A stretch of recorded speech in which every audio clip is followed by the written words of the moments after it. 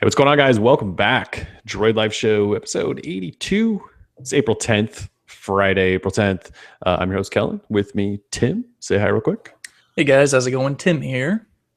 So thanks for joining us. We have, there's not a lot of topics to talk about, but there's two really big ones. So Tim and I each publish our reviews that we've sort of been gearing up towards for the last week. Mine of the Galaxy S6, Tim's of the Galaxy S6 Edge. So I think mine went up Wednesday and yours went up just like moments ago. So it's still hot off the presses.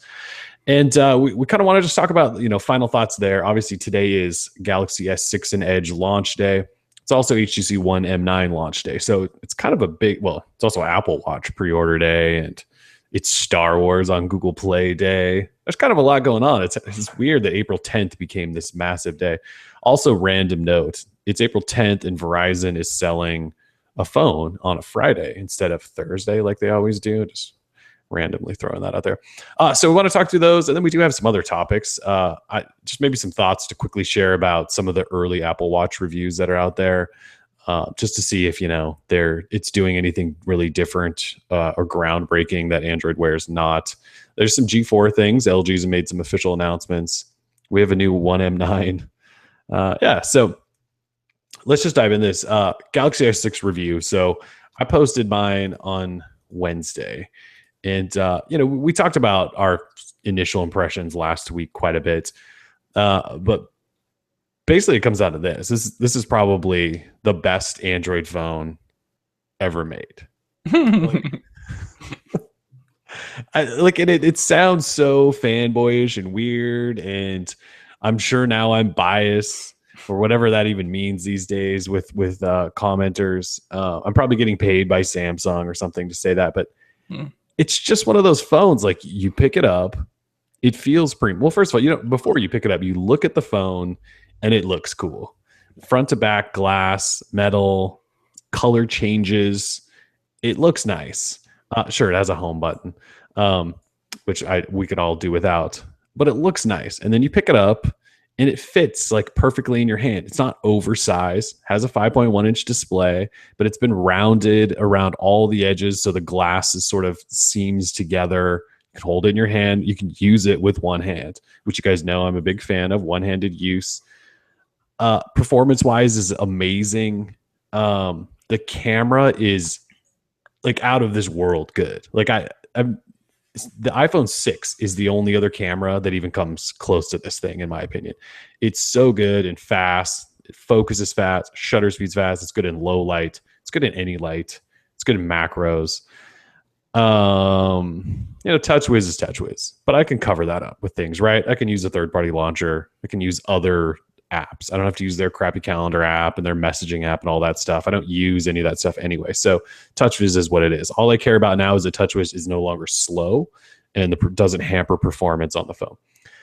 The only real issue, okay, so you mentioned this in your review, which we'll get to in a second, but so there's no SD card slot. There's no removable battery. It's not waterproof. And I'm with you in what you said. Like, that stuff doesn't matter to me. And also, like you said, Apple sells bajillions of phones, and none of their phones have any of that stuff and never have. So it's not, I think there's a pretty small population. And granted, there was a lot of them on Android because they had the choice, but that really, really need that stuff. I for one, am like you. I don't necessarily need that stuff.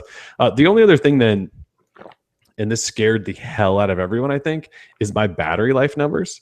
And so everyone else that reviewed the phone before us basically said like battery life it's average. No one said it's great. So my numbers, they scare everyone. And I feel like they scare everyone every time I post them, because I'm one of those guys that gets about 2 hours of screen on time per day.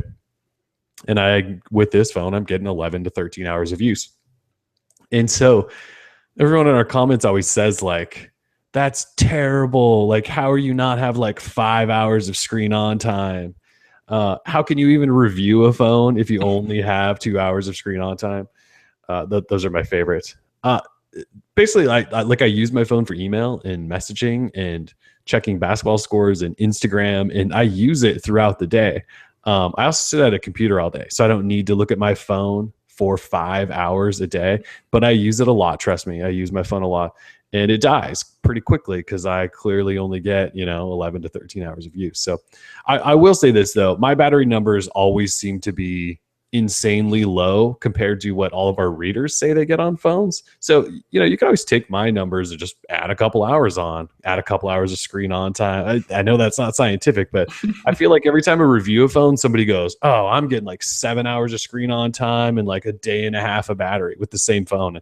I don't believe them, but that's apparently what happens outside of my house. So that's the only thing. Battery life, people are worried. Look, 11 to 13 hours with this small of a battery and 2 hours of screen on time, that's basically average. Like I get that on my Moto X, which I think has an even smaller battery. On the G3, I think I was getting around that. On the HTC One M9, that's pretty much what I'm getting. I don't know. So it's average. A lot of people think it's terrible. To me, it's average. So, anyways, yeah, like this is the phone I would tell every single person to buy right now. If they're buying an Android phone, I'd say just buy the Galaxy S6. And the battery life will probably be better for them than it is for me. So it's got the best camera and the best display, and it looks nice. I don't know. My thoughts are pretty simple. And it was one of those things where I picked this phone up and kind of instantly knew like, wow, this is a really nice phone. And it's going to take a lot for somebody to dethrone this as the best phone of right now. And look, LG could blow my mind, and this could be short-lived for Samsung. Motorola could do something too. Could be short-lived, but right now, like the bar is set pretty high, and I think that's cool because that means everyone else has to work their ass off to get better. So, yeah, that's sort of my Galaxy S6 review. Do you want to whip through your thoughts today after the S6 Edge review? Yeah, sure. Basically, the S6 and the S6 Edge to me are pleasing to about all five senses. I guess even if you smell it, it's pretty good. It looks good, feels good. Basically, my whole spiel was that the phone is completely legit, but what I tried to harp on the most is it kind of worth the extra $100 over the S6? Now, to me, I didn't use any of the special features that Samsung bakes in because I find them to be rather useless. I can't use People Edge because even if I did have 5 friends in my life, I don't call or text them using Samsung's own app. So there's no way to implement Hangouts or the Hangout dialer. So I can't use any special third-party applications through People Edge. I'm not going to use Edge Lighting because never in the history of ever have I really wanted to put my phone face down. That way, like say, coming from the Moto X that has active display or Moto display, I can just kind of hover over and get a quick glance at what's going on. There's nothing like that on the Samsung S6 Edge. So it's just my habit to kind of have the screen facing up towards me. I guess just from a habit from having the Moto X 2013 to the Moto X 2014. It's just always there so I can see what's going on. So it's a bit different in that sense, in that regard. But other than that, like you said, the camera, redonkulous, totally awesome. Only comparable to the iPhone 6 and the Galaxy Note 4, in my opinion. Note 4 also takes some pretty quality shots. That's true. The Note 4 does have a really good camera. Yeah, it's same 16 megapixel, possibly an updated sensor, but same size, humongous. When you're like, it took forever to upload all the photos just to my gallery for the review because each file is like 6 megabytes. So going beyond that, I touched on no SD card, removable battery, and all that. No waterproof. I mean, really, none of those things. Like, say the S5 had all that, which it did, and it really wasn't that awesome of a phone. So to me, if they take that away and just make a better phone with software and design and the build quality, then it's going to be fine. I don't think it necessarily needs SD card, removable battery, and waterproofing to make it a success, because the S5, and no definition of the word success, it was. So if that makes sense. It was all Yoda, but I got you. Yeah. Yeah, it's Star Wars Day for me, so I was watching too much Yoda. So, going beyond that, yeah, my battery life was also average. I was averaging from my morning, which starts at 7:30, 8 a.m. every morning, to about 10:30, 11. Sometimes if I'm feeling younger, I'll go out to like midnight or something. But I was getting, a solid day, but I too was getting around 2 hours, 2.5 tops of screen on time. maybe we just use our phones a little bit differently. What I use my phone for is, say I'm at home on Wi-Fi, I'll watch YouTube videos. I'll definitely check Instagram, check Phoenix, the Twitter app that I use. Really not much else. Email, of course, Hangouts especially. But I feel like the people who use their phone 5 hours of screen on time, I don't know exactly what they're doing on their phones all day. Maybe that's their only way of like streaming content, like sports or something like that. So sure, I could imagine that you'd want the biggest battery possible, but I mean, frankly, the S6 and the S6 Edge won't deliver that for you. I don't think, at least from my testing, I don't even know if I could get 5 to 6 hours of screen on time with this thing. Maybe if I just had like a blank black screen going the whole time, I could. But I mean, when you're, say, watching Netflix and you're streaming in full HD, the battery just sort of starts to trickle, and there's not really much you can do about it. It's not about turning down the display's brightness or anything like that, or tweaking with the settings. There's just not much you can do. They're not that big of batteries, and it's a super thin phone. Samsung just couldn't do any better, I suppose. TouchWiz, like I said, jank is gone. I'm loving TouchWiz. I mean, not necessarily loving it, let me be clear, but it's definitely better than what it was. Say on the S5 and even on the Note 4 bit. TouchWiz is very intrusive and counterintuitive to how Android, I feel like, is supposed to be, kind of simple and just sort of you're able to customize things and get work done, multitask. TouchWiz made that a pain by being slow. So when you do want to multitask and switch through apps and back and forth, it takes longer because the phone is like loading and lagging all over the place and frame rates are dropping.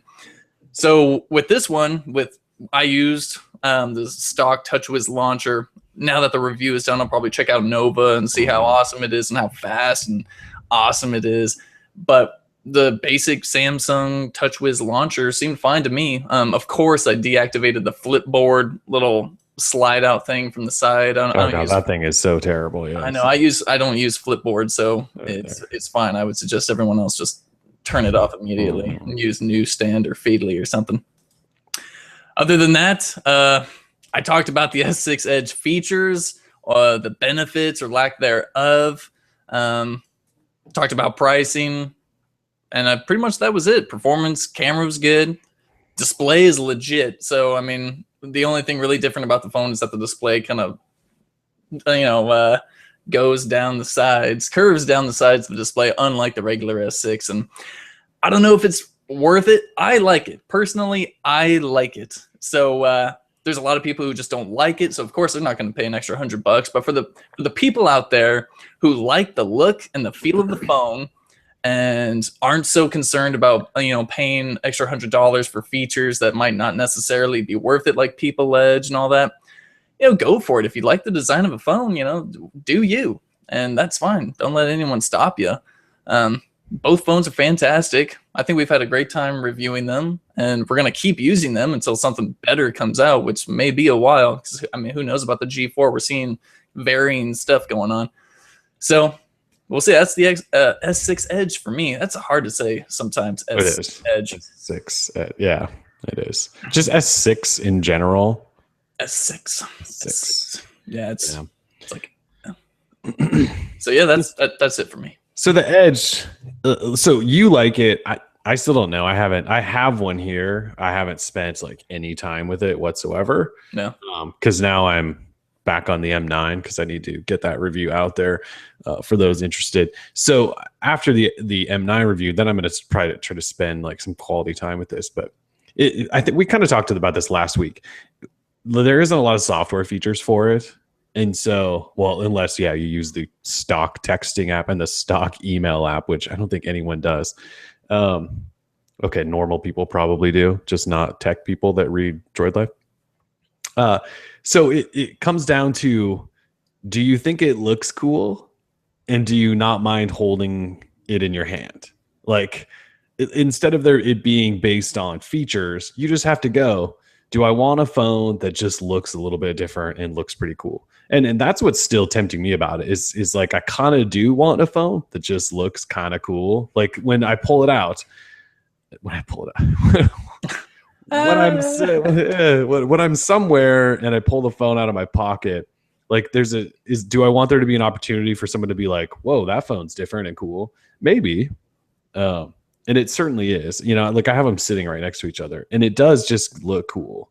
Like the regular S6 kind of just looks like a normal phone, just like a really premium version. The S6 clearly looks like it's something different you've never seen before. So, maybe they'll build on the software side of it and make it more functional. I just want them to add in to all that People Edge stuff. Add in like other apps, like Hangouts and Gmail for one. Like that would help. That would make it instantly more valuable. Or just allow you to add other apps to it. I can't imagine that it's wait. So what happens if you slide out and hit the text button? Does it just open the text app, or is it like a pop-up? Does it just open an app? Is that all it's doing, is launching an app? Yeah, all it does is just open up the text number in the stock app. Okay. Does that make sense? Yeah, I'm just trying to think, like, why couldn't they do that with like Hangouts? Like, what's holding them back? The copying of the phone number and then placing it into Hangouts? Yeah, I don't know. Maybe I don't know why. Say the first time you do it, it asks which app you want to open it in, type of deal. I mean, that's really what Android should be all about. Yeah. You decide what app you want, a function to run through. And Samsung's just not about that life. They're about you using their stuff. And I think we mentioned this last week too. Like, this is how multi-window first started. I remember when multi-window was so limited, to just a couple of their apps, and then they finally, slowly, after a couple updates, opened it up. I just gotta hope that that's what they do here to make it somewhat more useful. But yeah, you're right. We have to go back to this face down thing. So Samsung makes a phone, and they're telling you to like put it face down on surfaces. That scares the hell out of me. Every time I put a phone face down, I get nervous that it's going to scratch, and I make sure I wipe the surface clean, like, because I don't want there to be anything.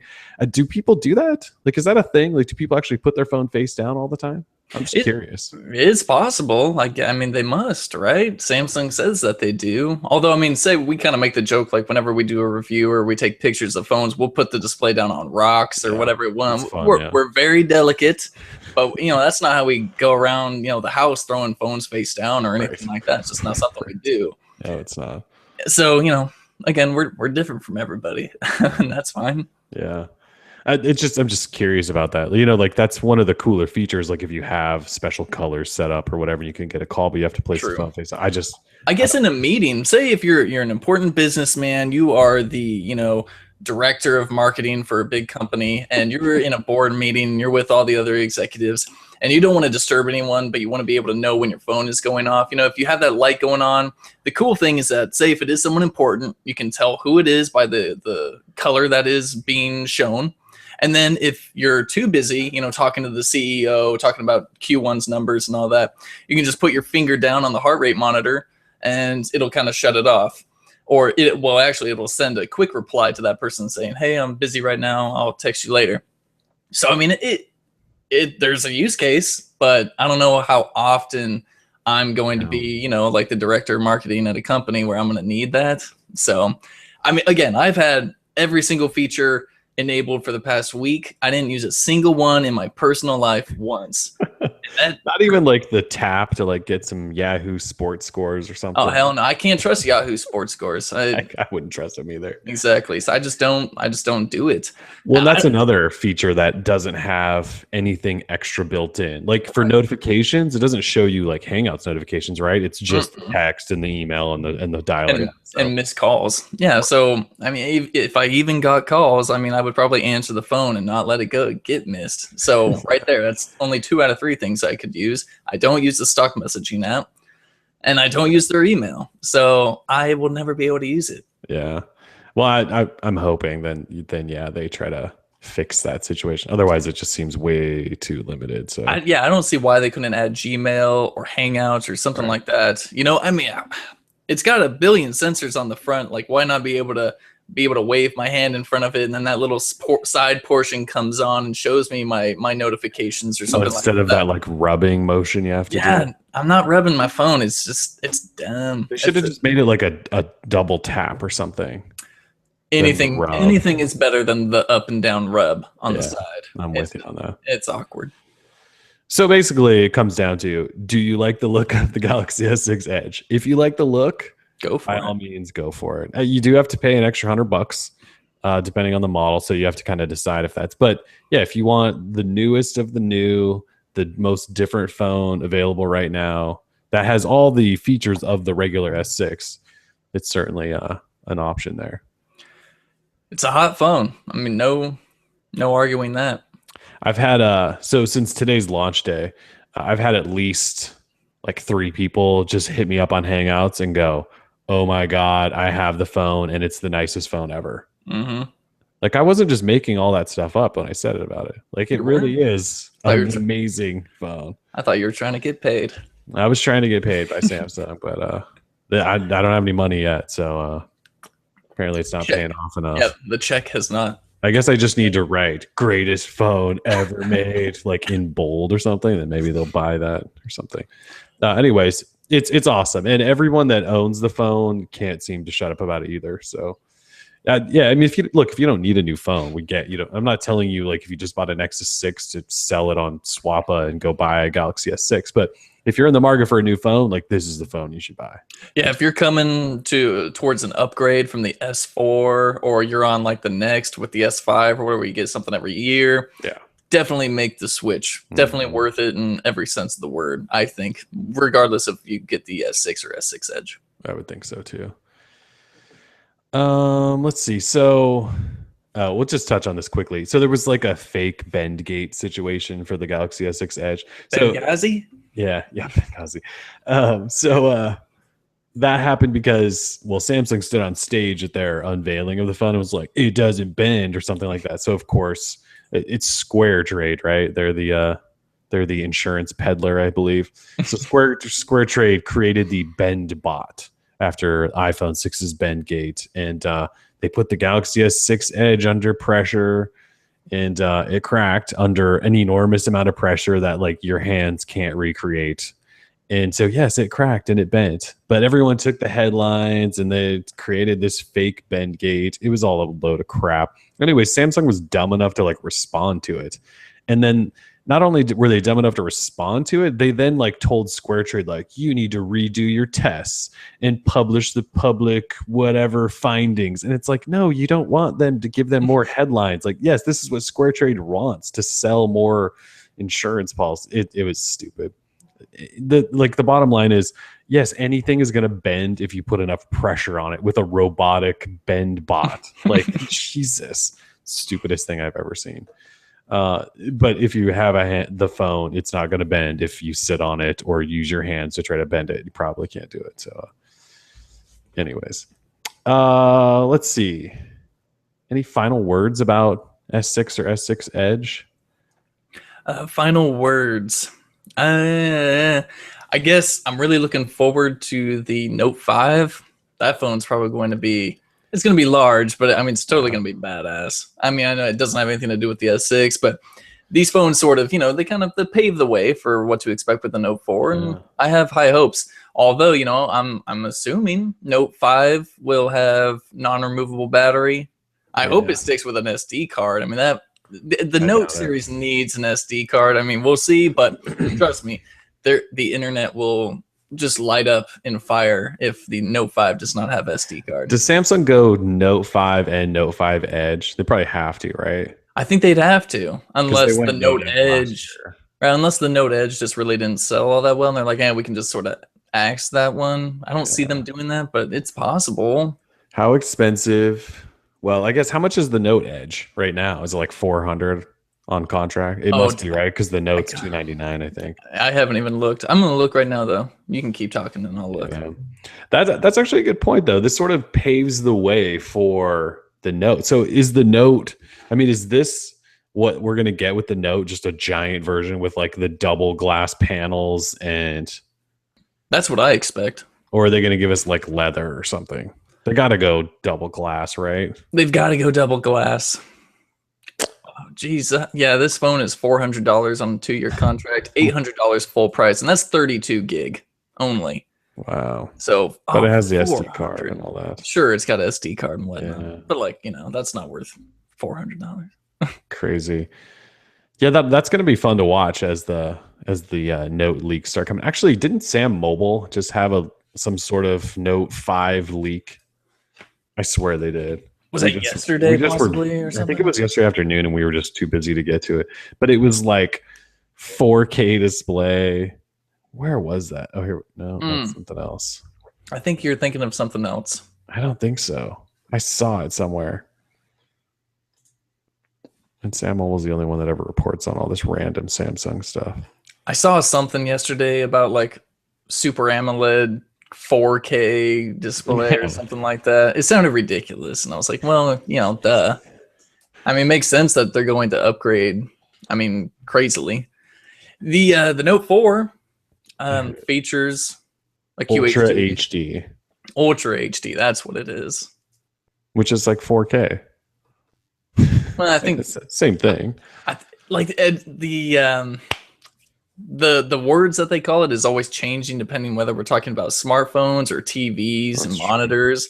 I think this one they would put the little 2K in there and not actual 4K. Oh, so it wasn't Samuel that reported it. They just via a source that I don't need to mention because they're. I know. Yeah. Okay. I saw that report and I was like, okay. I saw the source and I was like, never mind. We can ignore that one for days. Okay. So, anyways, Note 5 will probably be awesome. Yeah. So final. I don't know that I have any final word. It's like the Galaxy S6. It'll be the phone that'll be my personal phone once I'm done with the M9 and then we're just preparing for the G4 at that point. Yeah. But between the S6 and the M9, like to me, it's not really that close. Like if you're looking at the two phones, I would tell everyone probably to go S6 just because the upgrades there are just so much better. But yeah, so for me personally, it's going to be my personal phone until something wows me even more than that. So and look, hopefully somebody does. It's not like I just want Samsung to win here. No. I would love it if the G4 is better than the S6. That would be awesome. That means like we're pushing forward and people are creating amazing phones. Or if Motorola beats the S6, like that's awesome. We want that to happen. We want everyone to keep beating each other and beating each other. I don't know though. It's gonna be tough to do. Unfortunately, I can pretty much guarantee you that the G4 will not beat the S6. I mean, even looking at the short, like 2-minute little teaser video they did, and that one screenshot of the homepage of the new UX that they're using, that is so ugly. And so should we transition over to G4 then? Because there's some new stuff. Let's do it. Okay. Sure. All right. So G4, LG does this thing, which Samsung actually did this year with the S6, where they basically tell you individual features kind of leading up into the unveiling. And so they told us, number one, that yes, it has LG's UX 4.0, that they're going to give out 4,000 G4s to people before it ever gets in the hands of anyone else, and that it has a 16 megapixel f1.8 camera. So those are like official details. It's coming April 28th. Event in New York, and then there's another one simultaneously like in Paris or something, I can't remember, and then I think the next day there's a couple more around the globe. Anyways, we'll be at the New York event to bring you that coverage. I think they're also live streaming it so everyone can watch. So April 28th, mark that on your calendars.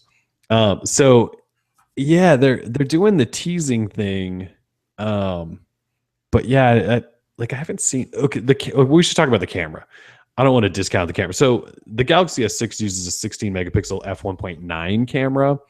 So this has a larger aperture, and so it should be faster, capture more light. We're just going to assume it has OIS because LG's been putting OIS in all their cameras. So in theory or on paper, it could be better than the Galaxy S6's camera, which is already insanely good. It all is going to come down, obviously, to what LG's doing when it's processing images, if it can be better than what Samsung's doing. But on paper anyway, it should technically be better, right, with f1.8. So that's official and awesome. After that, kind of with you, I don't know, like, are they just going to give us another plastic phone? Oh no, there's leather. Forgot about the leather. Okay, so the invite shows a phone and it shows the camera on the back with the laser autofocus and the button arrangement, and then there's leather. So LG, instead of going glass, is maybe going to go leather. That would be ridiculous. I mean, just the. Oh, come on. I mean, the Moto X has leather, and I love that thing. Yeah, sure. I mean, I get that it's just an invite, but say theoretically that was it, and a seam goes right down the middle, I don't know what to say. I don't even know if that confirms that LG is actually using leather. Maybe it's just going to have a lot of leather like UI enhancements. Like it looks like leather on my screen. Oh God, please no. Yeah. So who knows? I don't think the phone's going to be leather, or maybe there's going to be a case that's leather or something. I don't think any part of this phone will be leather. LG is a major corporation, and I could see Motorola doing that type of stuff, taking a chance with Moto Maker and, outsourcing the leather from a US company. LG is based in Korea. I don't know if they can really mass produce a phone that features leather, where those cows are going to come from, where they're going to get their leather. I just don't know how it works over there. I can see a US company doing that. I can't see a Korean company doing that and then spreading it across the world. I just don't see it. I kind of think they're going to go leather. No way, dude. You can't quality control across that huge of a market. Well, they just use really cheap, terrible leather. Like the G Watch R has the cheapest feeling, worst feeling leather band I've ever touched in my life. They're just going to use like leftover G Watch R leather, I'm sure. No, see, I feel much differently on it. I think it was just for the invite, and it's just like a cover or something, like a special flip cover, like maybe an analogy for something. For premium or something. I don't know. I think they're going leather. I think they don't want to go glass back, and they don't want to go all metal, because all metal phones are kind of heavy and not that great in my opinion. So I think they're going to go leather. I've got $5 saying that there's no piece of leather on any part of this phone. Okay. $5. Yeah. That said, like you just mentioned, if they actually the thing shows a seam going right down the middle. You cannot put a seam right down the middle. First of all, it would just look terrible. Can you imagine every time you grab your phone, you just feel this rumply seam like on the back, like it just had surgery? I don't want any part of that. It's not aesthetically pleasing. Maybe the CEO of LG would, argue that point, but I don't think it looks very good. If you're going leather, you got to do it like Moto did. No seams, just straight up, smooth, soft leather. And Motorola used Horween leather. I don't know that LG is going to step the quality up like that, but they can't exactly. And if they use the same leather that we saw in the G Watch R, then everyone's in for disaster, because that leather felt plasticky. It felt like something out of a Cracker Jack box. It feels like plastic, yeah. So, but look, if the leather's really tan and it looks nice and it looks soft in that picture, I'm all for it. But they better do it right. I guess I'll just say that. I have no problem with them going leather, but yeah, they need to do it right. So that's kind of. Oh, the UX. We forgot to talk about the UX. So the UX 4.0, does it look any different than UX 3.0 or whatever was on the G3? It doesn't. Okay, I didn't think so either.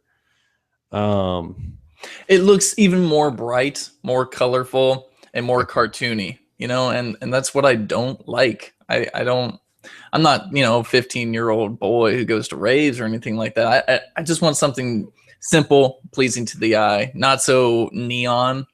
And just something a bit more subtle. So yeah, it just to me, like the icon set was identical. Trying to look through to see what they changed. They did add a manual camera mode, which is awesome, because the G3, while the G3's camera was great, it was one of the most bare bones camera experiences ever. So manual camera mode is actually a pretty big deal. They're doing a quick shot, which is really just a creep shot mode. I don't know if you saw that, where you can just you hold down, no, you tap the volume down button like twice with the screen off, and it just shoots a picture of like whatever you're pointing your phone at. So you don't have to load the camera, you just double tap it just creep shots. So creep shots are dirty. Yeah, so I don't know that we necessarily need that. A lot of people running around creep shotting, but they added that. They also added like a Google Now sort of stream of information. It's one of those things, like we already have Google Now, and Google Now is letting people integrate with it. So they should have just integrated with Google Now. And they updated the calendar app, which is what it is. They updated their gallery app, same thing, is what it is. And the UI is trying to be smarter. They're calling it smart alerts. Yeah, I don't need my phone to be really smart. I have notifications, and I have Google Now and all that stuff, which is smart enough for me. I don't know if I need anything Well, yeah, too so crazy. like their example was, so Google Now tries to kind of predict and help you throughout your day. There's like one of their examples was it knows that you like to play basketball, and I don't know how it knows that.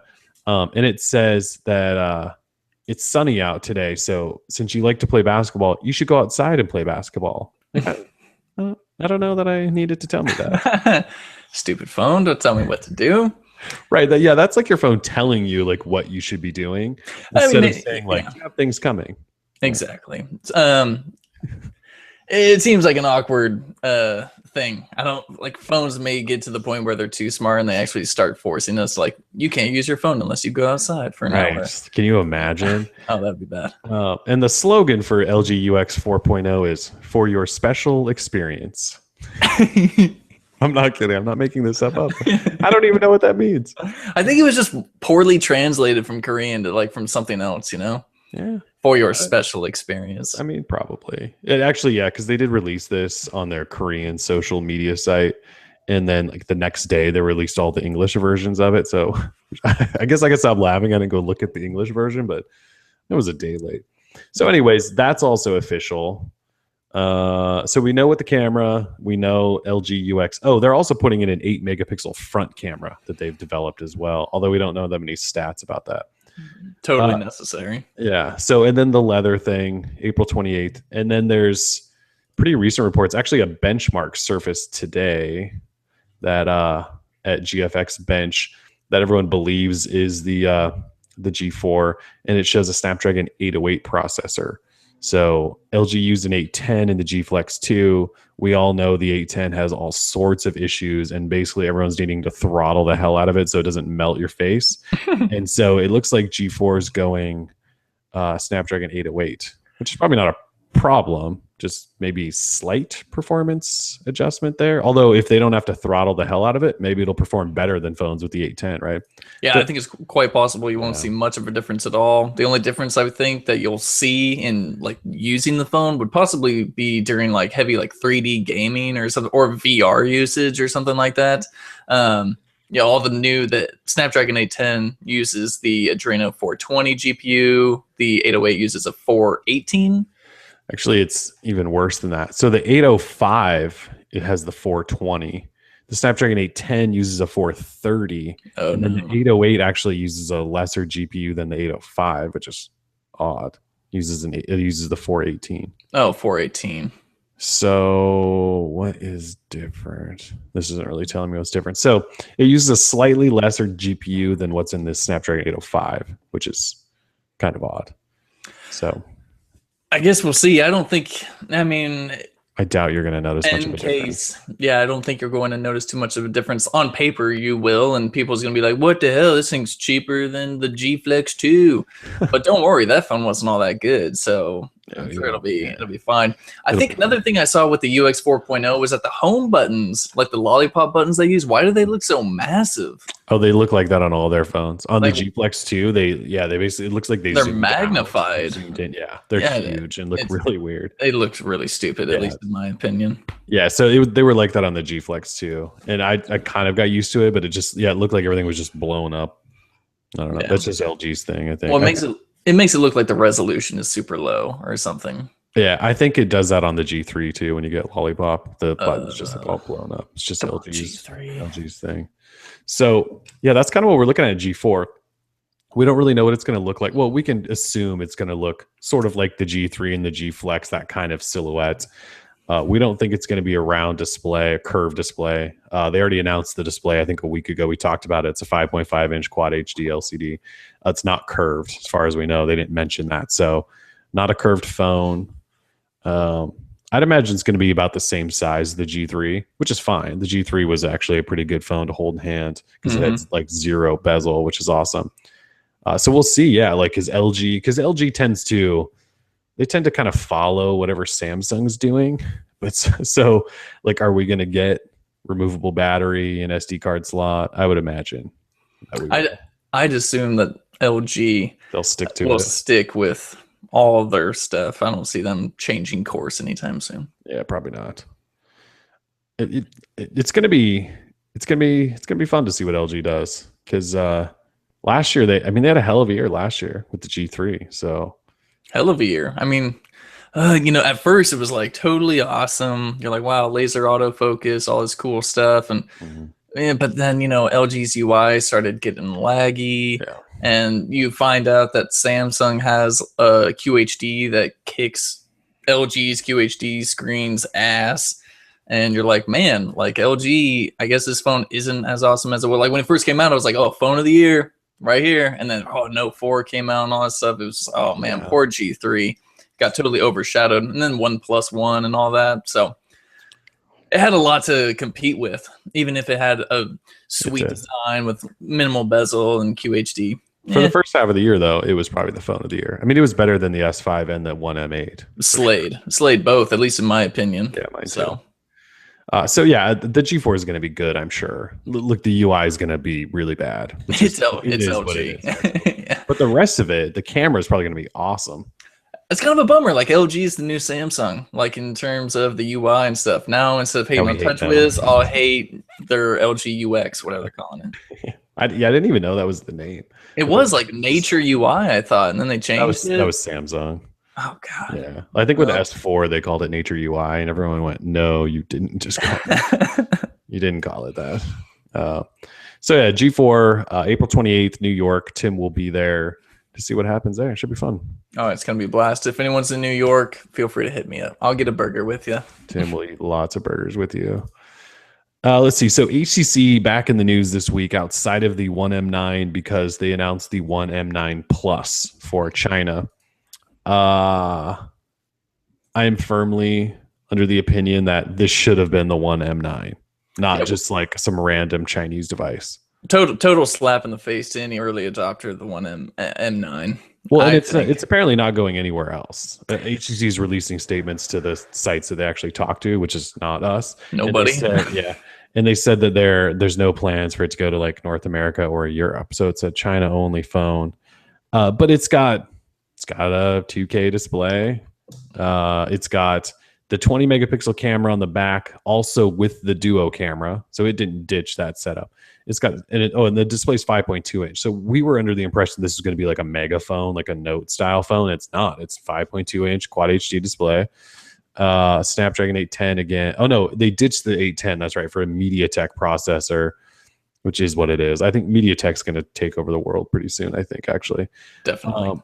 It's got Sense 7. It's got the Ultra Pixel on the front. It's all metal. 2 cameras, rounded on the back. Yeah, and a round camera on the back, which is the way the M9 should be. I don't think it has that really silly. I'm trying to find some of the pictures. I don't think it has that really silly ridge around the edges that HTC put on the One M9. Doesn't appear to. Yeah, I don't think it has that, which is awesome because I hate that. It does still have the buttons on the side, but right. I mean, it looks more like an M8 just with the added fingerprint or the home button fingerprint sensor, whatever it is they're going to be calling that. Yeah. So then they added the fingerprint sensor, which I would imagine is just the same exact one that's in the Galaxy S6, except it's not a button; it's just a sensor. I mean, it looks identical. It looks terrible, but it's there. It looks like the designers were kind of fighting over what to do with that area. Like, well, yeah, but we have to have boom sound there. And they're like, screw it. We'll just put it right in the middle. Like, right in the middle. It's not very. It's they not should have just pleasing. added like a white HTC bar and just put the like fingerprint in there. Just added another layer. I mean, just stretch the phone out. Just put bars all over it. Yep. I mean, they love that black HTC bar so much. Might as well add another one with a fingerprint sensor. Yeah, it's pretty atrocious. Yeah. But this should have been the One M9. Like this actually, it kept the duo sensor thing. Yeah, it's kind of gimmicky, but it was like HTC's gimmick. They could have kept that and actually put a real camera in it. And then they've got a real fingerprint sensor, which is a big deal. And it's got a quad HD display, which is what modern phones have. And yeah, like this should have been the One M9, and instead it's not. It's going to China. Yeah, I don't know what HTC is really doing these days. I don't know either. They also had the M9 Plus, not the Plus, the E9. Yeah, the E9. Mm-hmm. This is a lot. They're doing a lot of weird stuff, I think. Yeah. Maybe not weird to them. I just find it weird. So I just feel like all HTC is doing anymore is focusing on all the other stuff, because they created all these other departments for like home and optics and then fitness. And so they're like, we're going to do all this other stuff and try to make money. We don't really have time for phones anymore. That's just kind of that's kind of the impression I get. yeah. Like, we'll make phones because we're a phone company, but we're not really a phone company anymore. We're like a consumer electronics company. We're just going to make all this other stuff. Anyways, that happened. Yeah.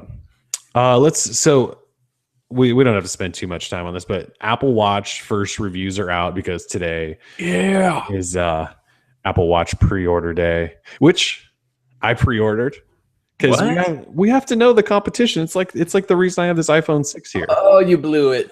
Everyone asked me, they were like, "Oh, is Droid Life gonna review the Apple Watch?" And I was like, "Oh, hell no!" Like Kellen ain't buying. I was like, "Kellen ain't buying one." We have to. I feel like it's our duty. I had no idea we had to. I guess we haven't really talked about it. I guess I just felt like we probably had to. Like, this is their entry into the smartwatch game. And so if we're going to talk a bunch of trash about it, we should probably know how it works, right? You're absolutely right. At least tell me you got the edition. No, I mean, we're not balling like that right now. Maybe after we review it. If it's the greatest thing ever. And stuff. Yeah, absolutely. Yeah. We'll upgrade or something. We'll say it's the best smartwatch ever. But no, I went with the middle version, which I think is just called Apple Watch. Apple Watch. Because I figured if we're trashing on it, then at least people can't say, "Well, you bought the cheap one." You bought the sport, you cheap bastards. At least I can be like, "Well, we bought the nice middle one." Yeah. So, well, okay. Tell me what kind of bands, colors, or anything like that. What'd you get? Oh, I went 42 millimeter. But I'm like, I saw somebody with the 42 millimeter next to the 38 millimeter, and I was like, that 42 millimeter thing is huge. Like, could have gone with the little guy. I just went, I think, with like a white band. I didn't want to like go with an expensive band. I went with like the $600 model, which I think is the base price for the watch version. The watch, it's not an edition, the watch version. Can't even talk about these things without trying to figure out what to refer to them as. It's the most annoying thing ever. It's a pretty awful naming scheme. It's the worst thing ever. So it's not going to come till like next May or something, I think. So who knows when we'll get it. And don't worry, we're not going to like bombard you guys with this stuff. I just want to use it to familiarize myself with it, see if they're doing anything cool or not. We may do a little review. We may not. I just kind of want to compare it to Android Wear and stuff like that. You're a lover of tech. You have every right to want to try it out and all that. Yeah. So I mistook you for someone else. I thought that you were just not going to get it. I thought you hated it, maybe. But it makes sense. It makes sense that you got one. So you stayed up late last night and got it? No, I totally forgot. And then this morning I was like, oh yeah, that's right. People ordered Apple Watches last night, and I got on there, and the Watch Sports delayed till like, I don't know, 2020. And then the edition one, obviously I'm not spending that kind of money on it. You're not Katy Perry. Yeah. And then the middle one was like middle of May, which is really only a few weeks away. So I don't think it's really delayed, the regular one. Like, everyone bought the cheap one because it's not even cheap, but it's the least expensive one. Yeah, because they're cheap. And then the other people balled out and went with like gold version. I think that's it. I don't think anyone's buying the middle one that we just bought. Interesting. Yeah, I mean, I saw a quote from Tim Cook saying that pre-orders were great. Great, yeah. Yeah, and I feel like that's a good thing. Well, not a good thing for them. I think that shows that it's possibly not doing very well. Because imagine if they were like breaking records or something like that, he'd be saying something much different than just great. Well, I would agree that great doesn't sound all that great, but at the same time, get ready for it. Because first of all, there's no records to be broken other than Android ones, right? Because they haven't said it, because this is their first one. So they're going to come out and say that they 10,000 times broke the record for Android or whatever. We sold more Android Wear in an hour, or more smartwatches than Android Wear did in an hour. We did it in 10 minutes. Like, you're going to hear it all. It's going to be annoying. But if Apple only sells like 1 million, like, that doesn't seem like a good thing for Apple. Right. I think hardcore Apple fans should already know this, but Apple has a tendency to kind of They lead with one foot. They say take the 5 for example. The iPhone 5 was totally awesome, but then it's always about the iPhone 5S. So I think a lot of people that are familiar with Apple will know that it's possibly better and a smarter decision to wait for the second gen of the Apple Watch. That way they can work through a lot of the hiccups that they find with the first Apple Watch. Of course, early adopters could care less about hiccups and glitches and whatever. Right. But I think if you were going to get a watch like this and spend that much money, it would be wiser to wait for the second gen, regardless of whether you like iOS or Android or whatever. Yeah. So all the early reviews, there's only like a handful. There's not many. Apple did not give this out to very many press outlets. But most of the people said this thing is super beautiful, which I'd argue it's not that great looking, but it's really beautiful and it feels nice. And I like wearing it and all this stuff. But then almost everyone said it's kind of overwhelming to use because there's so many settings and there's like 2 companion apps and like all of your notifications are turned on by default and you have to like customize. It's like totally un-Apple, right? Because Apple usually just gives you stuff and it's like, it just works. Yeah. This thing is like, you have to spend time with it in order to get it working so that it's not annoying the hell out of you, I think, all day, which is really interesting. It's the complete opposite approach of kind of what Google's doing. Well, I guess with Google, you do kind of have to turn off some notifications too. But so everyone said that. And then almost everyone that reviewed it also said like I'm a tech person, so I'm probably going to get this because I have to. But most people probably shouldn't buy this because there's really no need for it in your life yet. Like Apple, we talked about a lot, especially with Ron, like how smartwatches, no one's told us yet why we really need this in our life. And no one's created like the reason why you need this. And everyone said, Apple they haven't done that either. Like they haven't figured out why you need this in your life other than you have money to spend and you're an Apple fanboy. And, like those are the reasons, we understood from the beginning people were going to buy it. And so, yeah, Apple hasn't proven why, like, need this. And so like you just said, it makes sense for people to wait. Like this is not one of those products you just go like with Android Wear, you can get into Android Wear for cheap. Like the Moto 360 today dropped to $180. Like you can go buy it for relatively cheap and get into a smartwatch and test it out and you're not breaking the bank. The Apple Watch, you can't do that. Like it starts at $350 and then jumps crazily up to like $500-$600. I think I just spent $600 on this stupid thing today or something. So it's not like, oh, I'm just going to dabble in the first watch. Like you have to invest in this thing. And so, yeah, you should wait for the second one. Like this is not something like your average casual tech guy should go buy. Number one, it's confusing. And number two, it's expensive. And number three, like you just said, the better version, which might actually be worth it, is going to be out in like a year. Yeah, it doesn't even have GPS. So even for people who want to use it for racing and a marathon or something like that, it has to be synced to your iPhone. So, and the battery life apparently is under a day. It's exactly. worse than Android Wear by a mile. Yeah, so by the time you set it all up, turn off all those notifications, the thing's dead, and you're screwed. Pretty much. And you got to buy a special little dongle to charge it, I'm sure, which probably costs $200. It comes with, the little slap charger thing where you can just like whack it on a little charger. But yeah, it for being Apple, let me just say, for being Apple, they could have done so much better. Like I think of Apple. You expect more, yeah. Of course, I expect quality hardware. For one, I thought they were going to have a circular display. I mean, I would have put money on that. Just knowing Apple, they would have said a classic timepiece, and that Johnny Ive voice and stuff. I thought for sure it'd be round. I never thought they'd bring out the calculator style. Yeah, totally. It's so un-Apple. It's funny. So I would agree. It's super un-Apple. Next year they'll have a really cool looking round one, I bet. Oh, I guarantee. Yeah. Absolutely. And it's going to be $200 extra if you want that sweet, because they're going to have to invent the technology that allows it to be circular. Right. So just wait for the patents to be filed and everything will go through. Johnny Ive's going to be a freaking billionaire by the time he's dead. Yeah, Apple seems to make all of their money by creating a product that you need the second version of. Right. So like they sell you the first one because you think you need it because it's the first and it's Apple, and knowing inside that the second one's already in the pipeline, it's going to be better and that you're going to spend more money to upgrade. Like it's this brilliant cycle they have everyone on, and it's just infuriating to watch. Yeah, from the outside, not being like a hardcore Apple consumer, it seems clear to me that Apple spends much more money on marketing than they do design anymore. I mean, we see what it is So with tell the Johnny that. Yeah, exactly. Well, we have the MacBook. It's got a mobile processor. They're charging over $1,000 for it.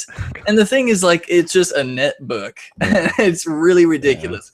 If you haven't seen the video of that guy giving the interview, the Apple engineer giving the It's interview, funny. I mean, that's really what this is. Yeah. So, and This is one of the funniest videos of the year. Easy absolutely by far, yeah. a single port, like for power and peripherals. Like, give me a break. So it's really, I think they're all just laughing. I don't want to say that Apple's just laughing at the people who buy their stuff, but I could see it. Why not? Yeah. It just seems like their marketing team they all need to just be millionaires because they are so smart with making people think that their products are by far superior to anything else on the market when it's not necessarily true. No. I mean, so you got the Chromebook Pixel. That thing at least has 2 USB-C Type-C ports. Yeah. MacBook costs more than $1,000.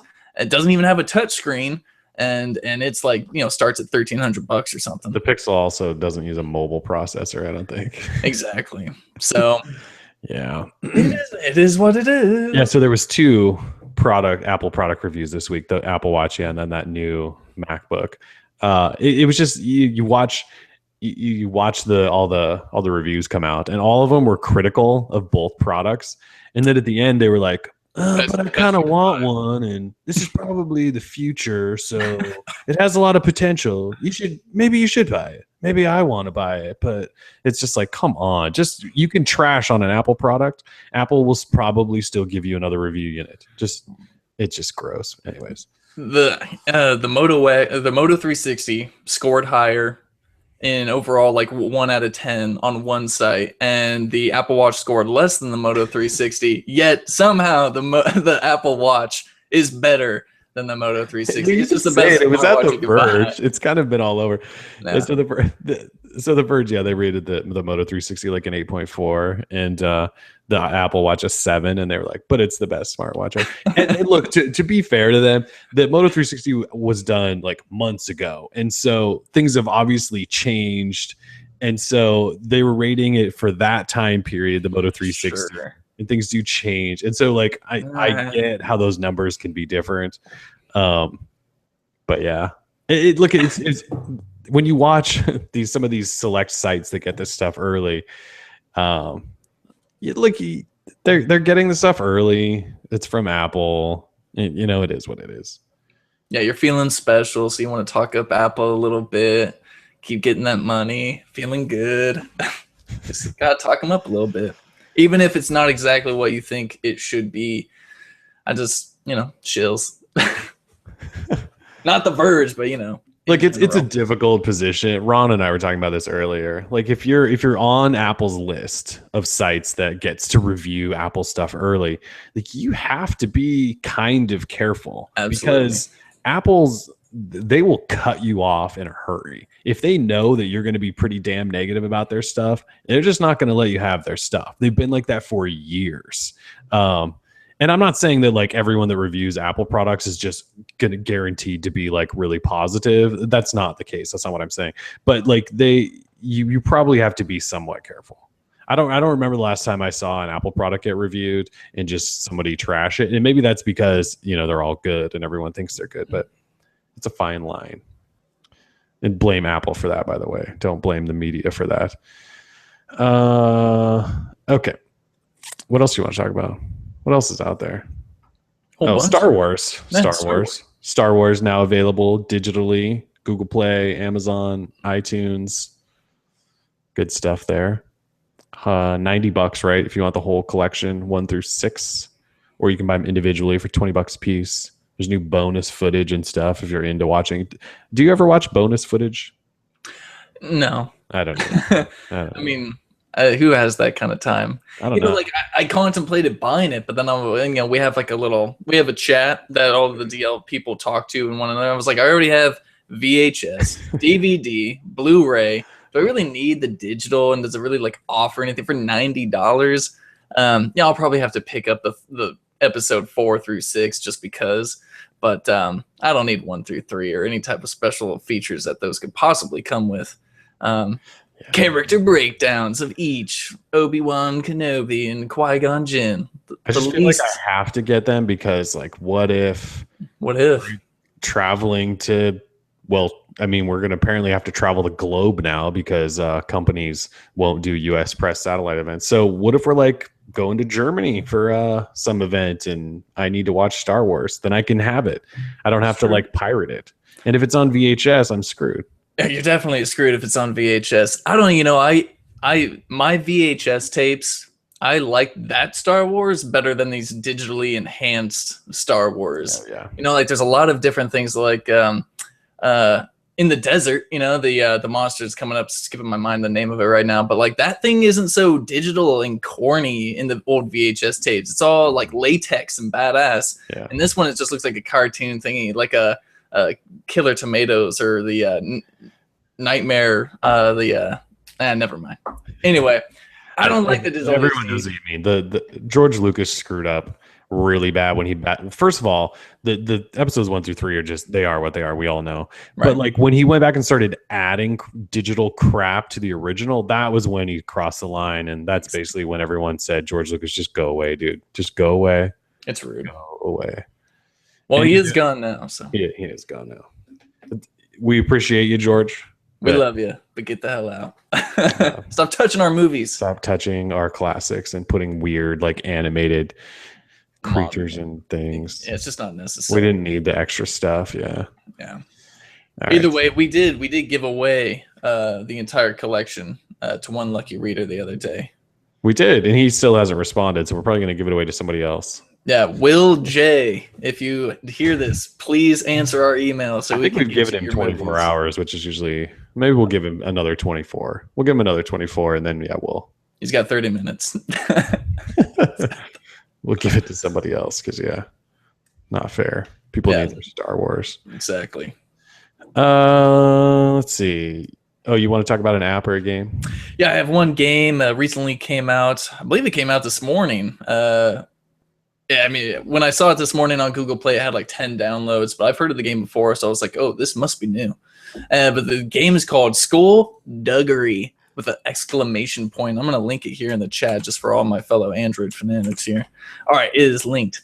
Skulduggery, I believe it was free to download. It does have in-app purchases, but in Skulduggery, you are a skull. And it's kind of like Angry Birds, and where you pull back on the skull to fling the skull, and you're trying to collect coins. And what I believe you are collecting taxes from deadbeats in the afterlife. So to me, it makes it sound like you're in hell or something, and you're collecting money or something. But from what I played, you're in classrooms just collecting coins and collecting pieces of art. And then in the end, you collect keys, and these keys can be used to unlock new skulls. There's boss battles. It's a really fun game. It's won a lot of different awards for design and gameplay. Won awards at PAX Prime, I believe, official selection choice. So Skulduggery, it's a really fun game. I enjoyed it. I played it on the S6 Edge, performed fantastically thanks to the octa-core Exynos processor. But Skulduggery, check it out. I was going to write it up today, but I got way too busy with my S6 Edge review, so I'll probably write it up next week. That way everyone in the world can know about Skulduggery and its availability on Android. Nice. Yeah. That's free. I may have to download it. Yeah, it's not bad. And the in-app purchases are not in your face. You don't need them to complete a level or anything like that. So don't be silly. I'll just install in the M9 right now. I need to see if I can melt my face with the M9. So don't worry, it shouldn't be too hard. Oh, speaking of the M9, we needed to touch on this. So there's these stories yesterday floating around about M9 getting a magical camera update that fixes it and turns it into some great new camera. We need to talk about this because that's complete BS. So the international variant, that was what all the early reviews were based on. It was crap, and then HTC pushed an update up to it like 2 days before those embargoes all lifted. And that update addressed camera and improved the camera and throttled the processor so it stopped melting things. And so those reviews that were out, so like everyone that had those early review units, including MKBHD, who just put his review out, they had this updated camera software, and all of the reviews that all said the camera's terrible were based off of that. So yesterday, HTC started pushing an update to like the T-Mobile variant. Like my AT&T variant doesn't have the update yet, but to T-Mobile, and it's the camera update that all of those international variants already got, that all of their reviews were based on. And so there was this like headline grabbing thing running around yesterday that was like, M9 gets another camera update that makes it drastically better. That's not the case. It's the update that all those international people already reviewed and all still said it's crap. And look, I've looked at some of the photo comparisons of this new T-Mobile update. Computer World had some, and our friends at Fandroid had some. And the pictures still don't look good. So even if it's an improvement, which it is because it was like the pre-production terrible camera software, it's still not good. So I don't mean to just trash on the M9 somewhere. I just want to get that clear. We had a bunch of people reach out and go, look, this software update totally makes the camera more awesome. And that's not actually true. It's the update we've already seen reviews on, and it's not that great either. So anyways. It's really unfortunate. You know? I think HTC really shot themselves in the foot this year with the One M9. I don't know. I will wait for your final review because I've played with the One M9 myself for like 5 minutes, and HTC doesn't want to send me one because they hate me, and so I'll probably never get to play with it. But it is what it is. It's look, I'm back on it because we need to get this review out for the people interested in it, but like you just compare it to the S6 and it just doesn't really compare. There's a bunch of little things in it too that are reminding me of why I wasn't a huge fan of the M8, which I'll touch on in the review. But you know, it's a phone for some people. I just don't think it's a phone for a lot of people, unfortunately, for HTC. So we'll get there. One day. Right. Anything else you want to talk about? Oh, I think that'll do it. I hope everyone has a freaking awesome weekend. I'm going to. I don't know what you're doing this weekend, but I have a 10K. It's 10K. What is that, like 4 miles? No, it's only 6. Oh, only 6. 6.2. It's bridge to Bruise in Portland. It's actually cool. Like you run over the 405, which is awesome. And then there's lots of beer afterwards. So that never sounds healthy to me. I feel like I would barf or something like that. Running and then drinking. It's actually kind of awesome. It like pushes you to run towards the finish line because you're like, nah, I'm just gonna go drink beer. Interesting. I mean, they give you water too. Oh, that's nice. And then beer. Can't go wrong with a beer after running. Yeah.